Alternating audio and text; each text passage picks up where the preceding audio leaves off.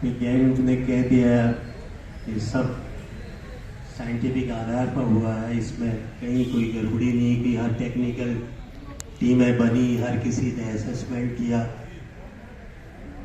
जब सब कुछ साइंटिफिक आधार पर ही हुआ था, ये पता नहीं एन साइंटिफिक घटना कैसे घट गई, ये मेरी समझ में नहीं आ रहा है। मित्रों, उत्तराखंड के लोग बहुत ही प्रबुद्ध लोग हैं, इस देश की बहुत सेवा कर रहे हैं, राजनीति के क्षेत्र में भी बहुत आगे रहे हैं, और मीडिया जो सबसे बड़ा स्तंभ है देश को, उसको भी दिल्ली में आप लोग सब लोग तय करते हैं। लेकिन उत्तराखंड के प्रति हमारा जो दृष्टिकोण है, हमारी जो संभावनाएं है, थोड़ा कमी नजर आती है। कुछ मेरे साथी ने कहा सरकार का विरोध करके कोई फायदा नहीं है। सवाल सरकार का विरोध का नहीं है, न सरकार के सवाल का है। आप सब लोगों ने कहा कि जोशीमठ तो प्रतीक है बहुत बड़े धर्म का। आज इस देश में और दुनिया में भी इंसानों की बातें नहीं हो रही है। इंसान है, इंसान मरे, इंसान का कुछ भी हो जाए, ज्यादा सोचने की जरूरत नहीं। हाँ, भगवान आ जाए तब सबका मीडिया का सबका ध्यान आ जाता है।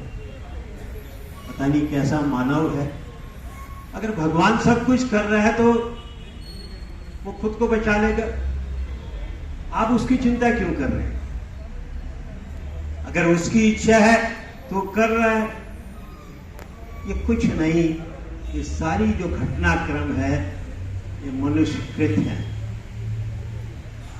राजनीति के फलक में ये जोशीमठ की घटना आज जोशीमठ नहीं है, हम सब के लिए, क्योंकि हमारे आस्थाएं जुड़ी हुई है, इसलिए ये जोशीमठ है। क्या ये पहली बार हुआ?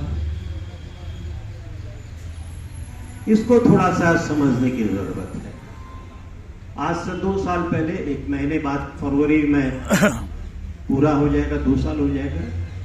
इसी जोशीमठ से 10-20 किलोमीटर आगे रेडी में लेक ट्रस्ट हुआ था, क्लाउड बर्स्ट हुआ था, और उसी एनटीसीपीसी की जो प्रोजेक्ट है, जिस नहर पर जो टनल है, जिसको लेकर के लोग आशंका जता रहे हैं, कम से कम 150 से 200 लोग मारे गए थे।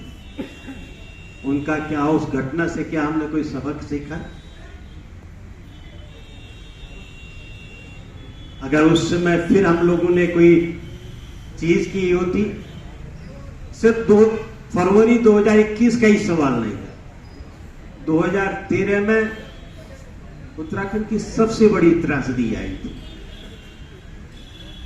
उसके बाद भारत सरकार ने एक बहुत बड़ी कमेटी बैठाई थी, यूपीए की सरकार थी। देश के कैबिनेट सेक्रेटरी रहे बीके चतुर्वेदी, प्लानिंग कमीशन के मेंबर्स थे। उन्होंने एक पूरी रिपोर्ट दी। अब सिर्फ उत्तराखंड को दृष्टि कर रहते हुए 2013 की आपदा को ध्यान में रखते ही नहीं, पूरे हिमालयन एरिया के जो विकास की रणनीति है उस पर क्या सोचना चाहिए, उस पर एक बड़ी भारी रिपोर्ट दिसंबर 2013 में भारत सरकार को दी गई थी। सरकारें बदल गई, उस रिपोर्ट पर चर्चा कहीं होती है। बैठ जाओ ना, चाय तो पियो। जिस सरकार को आज वर्तमान की सरकार है उसको हम गलिया रहे हैं, लेकिन हमारे कांग्रेस के मेरे मित्र सब लोग हैं, अपनी ही रिपोर्ट को, अपनी ही सरकार की उस रिपोर्ट को हम भी चर्चा नहीं करते। तो अगर उत्तराखंड के अंदर जो बड़े प्रोजेक्ट बन रहे हैं, क्या इस तरह के बड़े प्रोजेक्ट की जरूरत थी? इसी सरकार के मंत्री जी ने जब 2013 की बीके चतुर्वेदी कमेटी की रिपोर्ट ने सारे सवाल उठाए थे, जिससे उत्तराखंड हिमालय राज्यों को विकास की भी जरूरत है, निर्माण की भी जरूरत है, लेकिन दुनिया के अनुभव से सीखने की भी जरूरत है। सारे प्रोजेक्ट टेक्नोलॉजी एब्सोल्यूट हो चुकी है। यूरोप है, अमेरिका है, वहां भी हिल एरियाज है, वहां भी सड़कें बन रही हैं, वहां भी टनल बन रही है। वो किस तरह से उस अनुभव को उत्तराखंड से जियोलॉजिस्ट हिमालय राज्यों को मिलने की, वही तो थे। लेकिन ये हिमालय राज्य पर्वतीय राज्य है, इनकी अर्थव्यवस्था ऐसी नहीं है, इकोनॉमी इतनी मजबूत नहीं कि वो अकेले दम पर इस ज्ञान को, दुनिया से इस ज्ञान को ले सके। इसलिए भारत सरकार को आगे आना। 2 रिपोर्टें दी थी उन्होंने, जैसा हम सब लोग कहते हैं 3 चीजें हैं एलिमेंट हिंदुस्तान को बचाना है तो जंगल है, जल है, जंगल है, जमीन है। ये 3 चीजें बेसिक है मनुष्य को। इसी में महाभारत से लेकर तमाम दुनिया के युद्ध चल रहे हैं। जंगल को बहुत से लोग इस जंगल आंदोलन से कभी कभी कहते हुए कि क्या हुआ, आज भारत की जो तमाम जो नेचुरल रिसोर्सेज है, जंगल है, ये इसी उत्तराखंड से निकलने वाले जंगल आंदोलन का परिणाम है। आज चाहे उस पर संकट है, नई सरकार फिर उस कानून पर नए सिरे से उसको डाइल्यूट करने की कोशिश कर रही है, ये सवाल अलग है। लेकिन जल है, जंगल है, जमीन है। इस देश की सभ्यता, जिसको हम गंगा जमुनी सभ्यता संस्कृत कहते हैं, देश के प्रधानमंत्री कोई कहता मां गंगा ने मुझे बुलाया, इसी हिमालय से जो नदियां निकलती है, हिमालय को कहा जाता है 65% हिंदुस्तान का जो पानी है उसका पावर हाउस है, टैंक है। अगर वो हिमालय पर संकट होगा तो इस देश के तमाम लाखों करोड़ों किसान जो उत्तर प्रदेश से लेकर बिहार से लेकर बंगाल की खाड़ी तक इस पर निर्भर है, बिहार से इधर आसाम से अरुणाचल प्रदेश से लेकर ब्रह्मपुत्र निर्भर है, संकट उस पर है।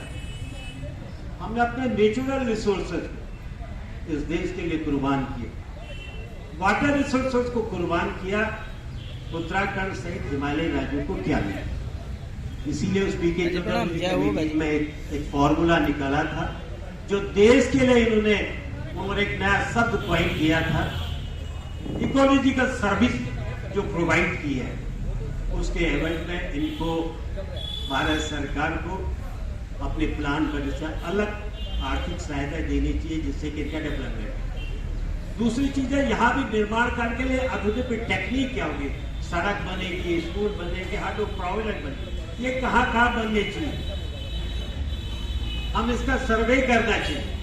सवाल ये नहीं कि हम एब्सोल्युटली सारे हाइड्रो प्रोजेक्ट को बंद कर दें, लेकिन किन एरियाज पर बनने चाहिए, इसके संदर्भ में भी एक महत्वपूर्ण सुझाव दिए गए, उस पर कोई चर्चा नहीं हुई। 2016 में भारत की सरकार ने, इसी सरकार ने कि वाटर रिसोर्स मंत्री तो सुप्रीम कोर्ट में जब 13 की आपदा आई, जैसा कि आपने जिक्र किया है, सुप्रीम कोर्ट के निर्देश पर एक एक्सपर्ट कमेटी आई, IIT जिसमें IIT के टेक्नीशियन थे, जियोलॉजिस्ट थे, सोशल वर्कर थे, सब ने भारत सुप्रीम कोर्ट को अपना राय दी थी। उसने भी हाइड्रो पावर प्रोजेक्ट के बारे में कहा था कि नए सिरे से इन पर विचार होना चाहिए, जो अभी निर्माण की प्रक्रिया में है उन पर विचार होना चाहिए, क्या उसको जारी रखना जरूरी है, कुछ एरिया में पूरी तरह से उसको प्रतिबंध किया जाना चाहिए। ये रिपोर्ट भारत सरकार को दी गई, सुप्रीम कोर्ट को दी गई थी, बाद में मंत्री को ही हटा दिया गया, एक नई एफिडेविट दे करके उसमें उन निर्माण प्रक्रिया को आगे बढ़ाया गया। ये जो ऑल वेदर रोड बन रही है, इस ऑल वेदर रोड को इतनी चौड़ी खड़ी करने की कोई जरूरत नहीं है। आज अगर आप डिफेंस के पर्पज से जाएं, मेरे एरिया में क्या कहते हैं, जहां से मैं सांसद रहा हूं, टनकपुर से पिथौरागढ़ तक ऑल वेदर रोड है, पिथौरागढ़ से आगे गुंजी तक कोई ऑल वेदर रोड का कोई हिस्सा नहीं है, वहां भी सड़क का चौड़ी खड़ी किया जा रहा है। जहां वहां बड़े जो जेसीबी से बड़े आकार के जो वो होते हैं, यंत्र होते हैं, उनको हेलीकॉप्टर से द्वारा पहुंचा दिए। तो ऐसी नहीं कि हमारी डिफेंस की अगर आपको टैंक भी भेजना हो, आपके पास आपके लिए इतने बड़े शस्त्र हैं, आप बिना धरती को गड़बड़ाए आप वो सीमा पर ले जा सकते हैं, वो कोई आवश्यकता नहीं थी। सुप्रीम कोर्ट ने उस पर रोक लगा दी गई। भारत सरकार के द्वारा एक नई एफिडेविट दिया गया वो डिफेंस के द्वारा कि ऑल वेदर रोड हमारी डिफेंस की आवश्यकताओं को भी पूरा करते हैं, इसलिए 10 मीटर ये चौड़ी होनी चाहिए। मैंने पूछा एक से कि जो ऋषिकेश से गंगोत्री वाली जो ऑल वेदर रोड है, ये बता दें भारत की सरकार जिसने एफिडेविट किया ना, सुप्रीम कोर्ट में वकीलों ने, किसी ने पूछा कि ये गंगोत्री वाली सड़क क्या चीन बॉर्डर में जाती है, चाइना बॉर्डर में जाती है? वो तो वहीं से दूर 10 किलोमीटर दूर, 20 किलोमीटर दूर से चाइना बॉर्डर के लग चली जाती है। आप गंगोत्री तले तक 10,000 20,000 देवदार के पेड़ों को काटने में क्यों पड़े थे? तो कभी कभी हम अपनी कोर्टों को भी, न्यायालय को भी अपने झूठे इस तरह के एफिडेविट से हम भ्रम में डाल देते। सवाल है हमारी सरकारों ने जो करना है। मुझे आज भी याद है, मैं लोकसभा का सदस्य था, इत्तेफाक था, मुझे मैडम सोनिया गांधी जी से मिलना था, टाइम अपॉइंटमेंट मिला, मैं भी गया। उस समय पर रिसेप्शन में बैठा दिया गया। वहां पहले से मेरे लीडर हमारे पूर्व हरीश रावत जी भी थे, बबुड़ा जी भी थे। उनका मुझे नहीं मालूम था कि उनका लिए अपॉइंटमेंट उसी दिन फिक्स हुआ है। वो पहले गए, वो बाहर को आए, फिर मैं गया। मैंने मैडम से कहा कि 3 जो बड़े प्रोजेक्ट हैं, लोहारी, नागपाल, मंदिरी वाली, लेकिन 3 को भारत सरकार के उस समय हमने बंद करवा दिया था कि इनकी कोई जरूरत नहीं। इस तरह बड़े प्रोजेक्ट आज दुनिया में आप कहीं नहीं देख रहे होंगे। यूरोप है, अमेरिका में पिछले 30 सालों से एक भी हाइड्रो पावर प्रोजेक्ट, बड़ा डैम नहीं बना। जो दुनिया को बिजली पैदा कर रहे हैं, उन्होंने अपने वहां तमाम तरह के टेक्नोलॉजी और बड़े बड़े पहाड़ों को जनरेट करने के लिए बड़े बायो प्रोजेक्ट को बंद करवा दिया।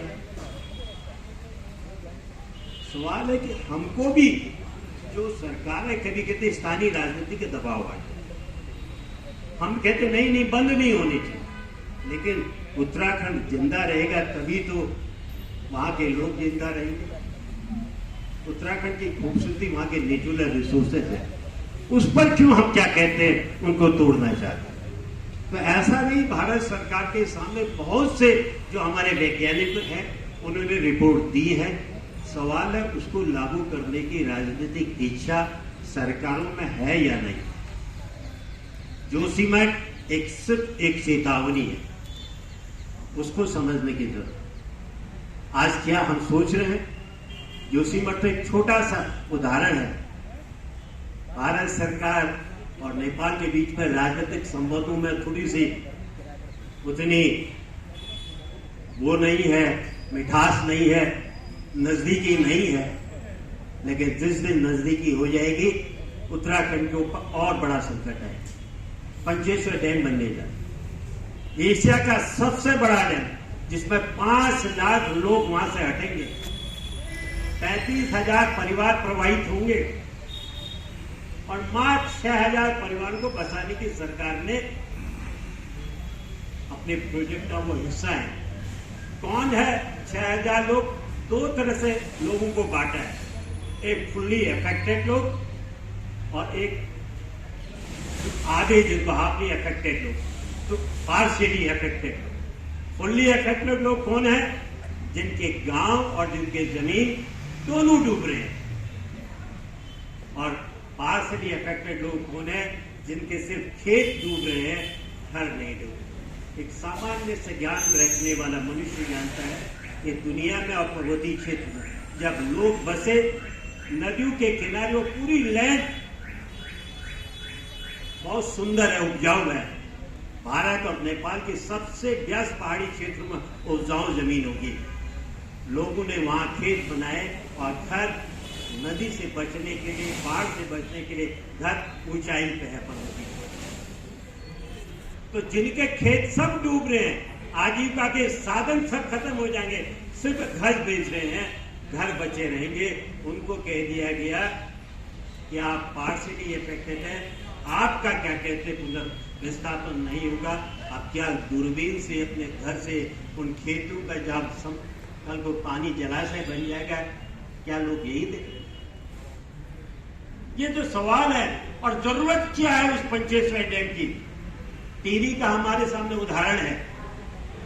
पिछले 30 सालों में दुनिया के किसी कोने पर, जिस अमेरिका और जिस यूरोप को भारत के सरकारें हमको नक्शा दिया, यही दुनिया का स्वर्ग है, इसी को ही हमको छूना है। इस पिछले 30 साल में बता दे कोई भी बड़ा हाइड्रो प्रोजेक्ट उन्होंने बनाया है, उन्होंने डीकमीशन किए हैं। जिस डैम की लाइफ 40 उसमें 60 साल आकी गई थी, उसकी लाइफ आज के वैज्ञानिक कह रहे हैं कि 10 साल और 20 साल से ज्यादा रहने वाली नहीं है। उसमें जो डैम में जो गाद है उसकी भी एक जीवन है, उसकी भी एक लाइफ है। वो डैम बाद में उसी सरकार के लिए एक लाइबिलिटी बन जाता है जिंदा रखने के लिए। जब दुनिया का विज्ञान इनके खिलाफ जा रहा है, हमारा विज्ञान कह रहा है कि नहीं, हम उसको भी बनाएंगे। अगर आप पहाड़ के लोग चिंतित हैं, जरूर हैं, ये जोशीमठ का एक बहाना है। इस तरह के जो बड़े प्रोजेक्ट जो लोगों को अफेक्ट कर रहे हैं, टिहरी का आपने कहा भी कि टिहरी के लोग फिर विस्थापन की जे जगह हवाई अगर वहां बनेगा ऋषिकेश में, तो ये 25 का भी सवाल है। क्या इस पर हमारे यहाँ पर जो नामचीन लोग हैं, मीडिया से जुड़े हुए लोग हैं, सरकारों से सवाल उठाएंगे? ये सवाल है। जोशीमठ से मेरा बहुत पर्सनल रास्ता भी है। मैंने उसी शहर से हाई स्कूल भी किया है, उसी शहर से मैंने इंटर भी किया, नजदीकी रिश्ता। मैं कह रहा था वहां का इंटर कॉलेज, वहां की गलियां से मेरा संबंध था। और दूसरा संबंध 1906 में जिस मिश्रा कमेटी की रिपोर्ट आप देख रहे हैं, उस समय चंडी प्रसाद भट्ट ने सवाल को पहली बार उठाया। ये मिश्रा कमेटी भी उनकी एक ओवरऑल टाइम्स में उनकी एक खबर छपी थी, एक लेख उन्होंने लिखा है कि जोशीमठ टूट रहा है, जोशीमठ पर संकट है। कितनी बड़ी ताकत थी कि उस समय एक अखबार में एक लेख छप जाता था, एक कमेटी रिपोर्ट बन जाती थी। वो मिश्रा कमेटी की रिपोर्ट चंडी प्रसाद भट्ट जी के लेख करती है। और उसी समय उन्होंने 1.5 महीने का उस जोशीमठ शहर के नीचे जो मारवाड़ी जिसका आज सरकार मीडिया चल रही है, 1.5 महीने का एक कैंप भी लगाया था। मैं भी जब यूनिवर्सिटी का विद्यार्थी था, 1.5 महीने हम भी वहां पर हमने वृक्षारोपण प्रोग्राम ने किया। जब भी उसके बाद देहरादून जोशीमठ से बद्रीनाथ को जाना, उस जंगल में नजर पड़ जाती थी, ये कहीं न कहीं पेड़ जो आज खड़े हैं, थोड़ा बहुत योगदान हमारे। उस समय से वो जोशीमठ शहर पर आपके क्या संकट है, क्या हमने उस पर सोचा?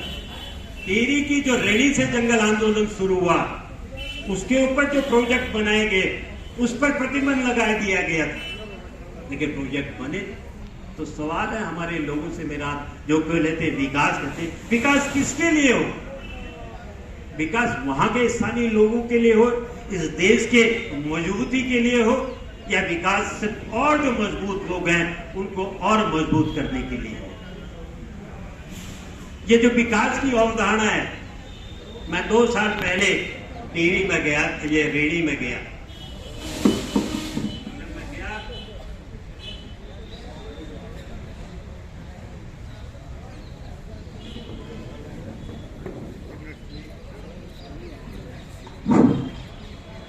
मैं ये 15 फरवरी 2021 की बात कर रहा हूं, जब ये वहां रेडी में क्लाउड पर लेक ट्रस्ट हुआ था। मैंने थोड़े से अपने उद्गार भी लिखे थे, आज फिर उसको आपके सामने कह भी रहा। रेडी की गौरा देवी जी, जिनके नेतृत्व में रेडी गांव की महिलाओं ने अपने जंगल से हिमालय को बचाने के लिए आंदोलन चलाया, जो विश्व में चिपको आंदोलन के रूप में जाना गया। उस आंदोलन ने न तो सिर्फ जंगल और हिमालय को बचाने का आह्वान किया, बल्कि विकास की मूल अवधारणा को नए सिरे से परिभाषित करने के लिए लोगों का आह्वान किया था। आज उन्हीं के क्षेत्र में इस भीषण आपदा से गुजरना पड़ा, जो क्लाउड बस्ट है, जिसमें 200 से लेकर ऊपर लोग मारे। सैकड़ों लोगों ने, कुछ परिवारों के लिए, मूल विकास का यही प्रश्न, सैकड़ों लोगों ने कुछ परिवारों के लिए या देश की जनसंख्या 1% लोगों के लिए, जिनका देश की अधिकांश संपत्ति है,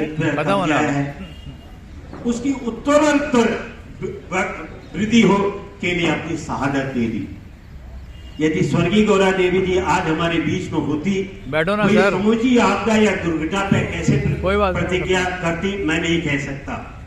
लेकिन वे इसके लिए जिम्मेदार सरकारों से सवाल खड़ा करती है कि इसमें प्रकृति के साथ तुम्हारी भी भागीदारी है, कितनी है उसे तय किया जाना चाहिए। यह सवाल मेरे जहन में इसलिए आया, जैसे आज जोशीमठ के लिए सब होते रहे, मुख्यमंत्री से लेकर प्रधानमंत्री कह रहे हैं नहीं हम जोशीमठ के साथ हैं, हम जोशीमठ के लोगों के हर संकट में, हर दर्द में हम उनके साथ हैं। ये सवाल मेरे जहन में इसलिए आया कि सभी ये कहते हुए पाया कि सब मिसिंग लोगों को बचाने और ढूंढने का संभव प्रयास करेंगे। जब वो रेड़ी की टनल में 200 लोग, उस समय कहा नहीं कि वो मरे हैं या जिंदा है, मिसिंग है। मुख्यमंत्री से लेकर प्रधानमंत्री तक लोगों को आश्वस्त करें कि धैर्य रखें, हम पूरी ताकत से बचाव कार्य पर लगे हैं, हमारी पूरी सामर्थ्य वहां कोशिश कर रही है। यह एक देवी आपदा है जिस पर ना हमारा ना आपका वश है। अपनी जिम्मेदारी से बचने के लिए सरकारों का सबसे बड़ा आश्रय है कि आपदा ये भगवान की मर्जी है, इस पर हमारा कोई बस नहीं है, इसलिए हम कुछ नहीं कर सकते हैं। ये दैवी आपदा है जिस पर ना हमारा ना आपका बस है, इसलिए अपनी अपनी जिम्मेदारी से बचने का रास्ता निकाल रही है और हम सब उनके साथ इस यथार्थ को मानने के लिए मजबूर हैं। लेकिन इस विमर्श पर ये सवाल उठाने होंगे। मानते ग्लेशियर टूटेंगे, बाढ़ और हिमस्खलन भी होते रहेंगे, पर्वत टूटने की घटनाएं, नदियों का पानी के जमाव के बाद टूटने की घटनाएं होती होंगी, लेकिन इतने संवेदनशील क्षेत्र में इतने बड़े इंफ्रास्ट्रक्चर को बनाने की इजाजत क्यों दी गई? क्या इसका विचार नहीं होना चाहिए? क्या इस तरह की हादसों को होने से कैसे बचा जाए, इसकी तैयारी नहीं होनी चाहिए? क्या मात्र यह कहकर हम अपनी जिम्मेदारी से भाग सकते हैं कि यह प्राकृतिक आपदा है, इस पर हमारा बस नहीं है? ये सवाल आज फिर जोशीमठ के बहाने हमको सोचने पड़ेंगे। ये हम पहाड़ से जुड़े हुए लोग हैं, ये सब पहाड़ का सवाल है, जोशीमठ को बचाने का सन है। जोशीमठ जो शहर है, आज अगस्त्यमुनि पर भी उस तरह की कल को वह है, उत्तरकाशी भी है, और सरकार की व्यवस्था देख ले। बारिश में इस दिल्ली शहर में जब जो हमारे टनल से निकलते हुए सबवे हैं, वो जब बारिश से बह जाते हैं, कभी कभी जो स्कूटर मोटरसाइकिल वाले उस बाढ़ में मार भी जाते हैं। जब देश की राजधानी में यह हाल है, आप जोशीमठ में ड्रेनेज सिस्टम की बात कर रहे हैं। 2013 में अल्मोड़ा की पूरी आपदा आई थी, सिर्फ ड्रेनेज सिस्टम के सही न होने की वजह से शहर, अब वो पूरा शहर बर्बाद हो गया था। भविष्य में फिर कब हो, ऐसा नहीं हो सकता। इसलिए ये सारे विकास के मॉडलों पर हमको विचार करना चाहिए। और जो सरकार कह रही है और हम सब लोग कह सकते हैं, क्या आपदा के लिए क्या कोई हमारा जो आज का सवाल है, क्या हमने कोई पैकेज बनाया है? आपका होटल 1 करोड़ 2 करोड़ 7 करोड़, राणा जी को मैं रोते रोते सुन रहा था कि उनसे एनडीटीवी के उसने पूछा कितना नुकसान हुआ, 7 करोड़ रुपया उनका होटल तोड़ने के लिए बुलडोजर तो आ गया, लेकिन सरकार ने आज दिन तक अभी तक मुआवजे की पॉलिसी तय नहीं की। उन लोगों को कहां बसाया जाएगा, इसको तय नहीं किया। ये सवाल उठाया भी जाना चाहिए। जब जोशीमठ में लोड कैपेसिटी है, तो भाई बद्रीनाथ में ये नए जो क्या कहते हैं हमारे शहंशाह दिल्ली में बैठे हैं, या केदारनाथ में नए डेवलपमेंट क्यों कर रहे हो? आपको ध्यान लगाना है, पत्थर के नीचे कहीं भी ध्यान लगा लीजिए। आपके लिए एयर कंडीशन गुफा बनाने की क्या जरूरत है?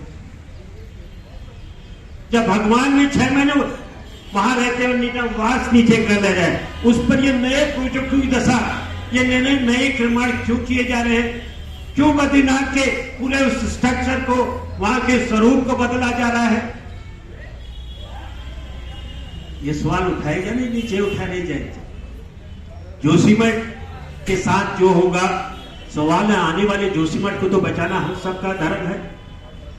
आज धारचूला के सामने पिछले 5 सालों से आंध्र सांसद मैं भी 5 साल लोकसभा का रहा, 6 साल राज्यसभा का रहा। इसी धारचूला मुंशियारी के क्षेत्र में सैकड़ों लोग अपने घरों से वंचित हो गए। सरकारों ने वादा किया हम इन गांवों को बसाएंगे, लेकिन आज तक उनको बसाने के लिए कोई नीति नहीं है। मेरी जानकारी के अनुसार इस तरह की आपदाओं के शिकार का सिर्फ एक गांव जो हमारे पिथौरा का खेला पगला का है, जब मैं विद्यार्थी था, एक आपदा आई थी, लैंडस्लाइड हुआ था, 70 से ऊपर लोग मारे गए थे। 1.5 महीने तक हमने उस आंदोलन किया था। एक सिर्फ वो उदाहरण है जिसको तराई के अंदर उनको बसाया गया। एक एकड़ जमीन उनको स्थायी रूप से दी गई, घर बना के दिया गया। उसके बाद आज तक कोई उदाहरण नहीं। 380 और 85 गांव को, ये कांग्रेस बनाम बीजेपी का नहीं है, कांग्रेस की सरकार ने भी 380 गांव को चिन्हित किया, उन्हीं गांवों को भी भाजपा की सरकार ने भी चिन्हित किया। एक रिपोर्ट बनाई गई जिसमें उत्तराखंड के जो ऊपरी सुदूर इलाके हैं जहां लैंडस्लाइड ज्यादा आ रहा है, उसमें 2 तरह के गांव उन्होंने आइडेंटिफाई किए। एक को जहां पैच वर्क किया जा सकता है, आने वाली आपदाओं से बचाया जा सकता है, और कुछ गांवों को आपदा से बिल्कुल बचाने लायक नहीं है, उनको पुनर्वास करने की आवश्यकता है। ऐसे संपूर्ण उत्तराखंड में 350 ऊपर के गांव आइडेंटिफाई किए गए हैं। उनको बसाने के लिए कभी कभी आज तक न भारत सरकार कुछ सवाल को बता पाई है, न उत्तराखंड की राज्य सरकार कुछ ध्यान दे पाए, और इस पूरे इस बारे न मीडिया न हम उस सवाल को उठा पा रहे हैं कि राज्य की सरकारों ने सरकारों को दी है। ये 200 ये 350 ऊपर के गांव कभी कभी एक शिकार हो सकते हैं, कभी एक जगह है, कभी 2 जगह। क्या इन गाँव को बसाने के लिए कोई प्लान? मैं रुकूंगा थोड़ा भी। जब एक प्लान आप बना लेंगे,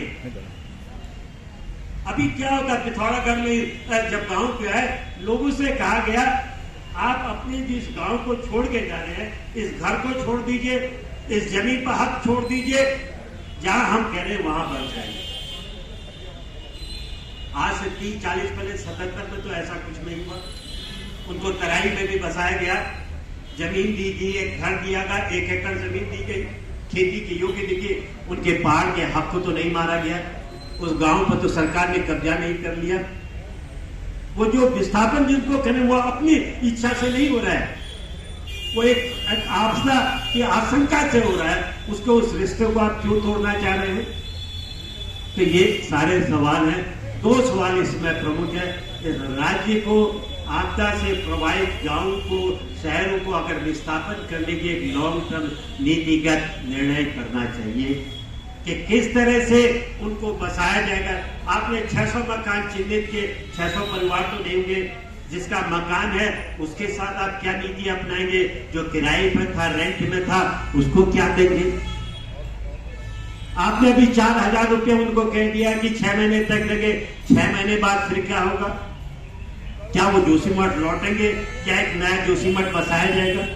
अभी तो सिर्फ 20 और 30% जमीन को ही आपने कहा कि ये खतरे की जोन में है, इसको हम हटाते हैं। ये सारी प्लानिंग राज्य की सरकार को, भारत सरकार को मिलकर करना चाहिए और हमारे लोगों को मांग करनी चाहिए। ये सवाल है। और दूसरा कि निर्माण कार्य के बारे में, चाहे सड़क निर्माण हो, हाइड्रो पावर प्रोजेक्ट है, उसके बारे में एक लक्ष्मण रेखा हम सबको खींचने की मांग करनी चाहिए कि कौन जो संवेदनशील क्षेत्र है, आप एक हाइट तैयार कर सकते हैं कि भाई 2000 मीटर से या 2000 फीट से ऊपर के क्षेत्रों में हम कोई छेड़खानी नहीं करेंगे। हम निर्माण की टेक्निक को, जो ये टनल बनाए जा रहे हैं, उस पर भी दुनिया की जो बेस्ट टेक्नोलॉजी है उस पर हमको विचार करना चाहिए। और जैसा हो, एक सज्जन यहाँ पर कहते हैं NHP के साथी थी या दूसरे सड़क निर्माण की, कि हर जगह हम लोग पहले अध्ययन करते हैं। जो NTCPC की जो टनल बनी है, जिसका इवोल्यूशन, एनवायरमेंटल इवोल्यूशन किसने किया आपको मालूम है? सरकारी नियम है, लॉ है, सुप्रीम कोर्ट के गाइडेंस है कि सरकार के द्वारा एक इंडिपेंडेंट कमेटी उसका पर्यावरणिक क्लियरेंस देगी। लेकिन वहां पर उस कमेटी को न देकर के NTPC से ये कह दिया गया कि आप इसका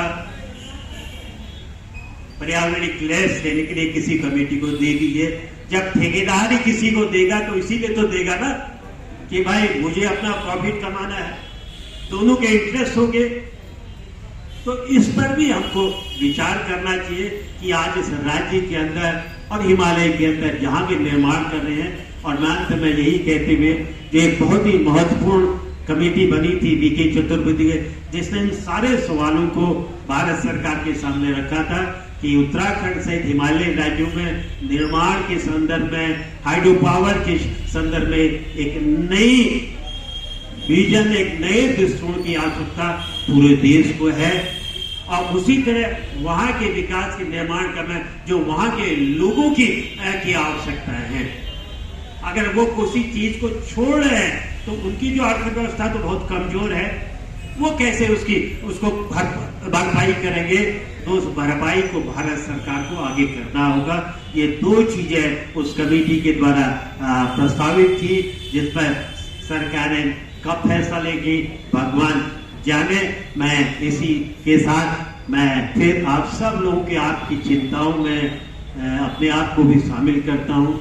जोशीमठ के लोगों के दर्द में भी मैं अपने आप को शामिल करता हूँ और आप सबसे अनुरोध करता हूँ कि ये गोष्ठियों का, बहुत से लोग कहते गोष्ठियां करते करते थक गए, यही गोष्ठियां करते करते कुछ नए विचार को पैदा करते। इनका अपना एक अर्थ होता है, अपना एक महत्व होता है। सूरज की पहली किरण बहुत ही कमजोर होती है, लेकिन उतना ही उजाला देती है जितनी 12 बजे जो सूरज की किरण हमारे सर पर धधकती हुई गर्मी को प्रभावित करती है, वो भी उतना ही रोशनी देती है।